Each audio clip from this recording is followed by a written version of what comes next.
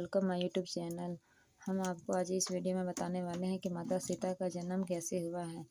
माता सीता का जन्म वाल्मीकि रामायण के अनुसार मिथिला में एक बार अकाल पड़ा था। तब राजा जनक को सलाह दिया गया था कि वे वैदिक अनुष्ठान करके खेतों में स्वयं हल चलाए तो वर्षा होगी, यह अकाल खत्म हो जाएगा।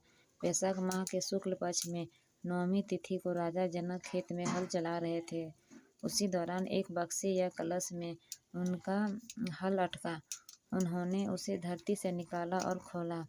उनमें एक कन्या शिशु थी जिनका नाम सीता रखा गया। इस तरह से माता सीता की उत्पत्ति हुई थी। सीता का जन्म माता के गर्भ से नहीं हुआ था, वे धरती से प्राप्त हुई थी, इसलिए उनको धरती की पुत्री भी कहते हैं। सीता का जन्म की दूसरी कहानी भी है।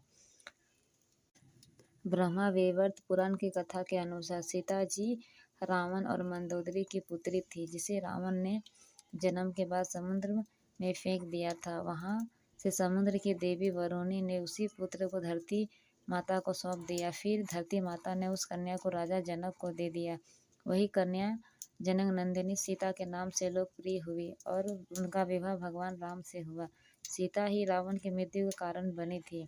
कथा के अनुसार वेदवती नामक स्त्री का माता सीता के रूप में पुनर्जन्म हुआ था। वेदवती विष्णु भक्त थी और वे प्रभु हरि को पति के स्वरूप में पाना चाहती थी। इसके लिए वे कठोर तप किया। उसी दौरान रावण वहां से जा रहा था। उसने वेदवती को देखा और मोहित हो गया।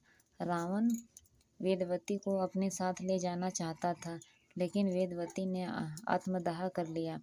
उन्होंने रावण को श्राप दिया कि वे उसकी पुत्री के रूप में जन्म लेगी और उसके सर्वनाश का कारण होगी। सीता के जन्म की तीसरी कहानी भी है। वाल्मीकि रामायण और ब्रह्मवैवर्त पुराण में सीता जन्म की कथा अलग अलग है। अद्भुत रामायण में माता सीता जन्म की तीसरी कथा है, जिसके अनुसार गत्समद ऋषि देवी लक्ष्मी को अपने पुत्री के रूप में पाना चाहते थे। वे इसके लिए तप कर रहे थे।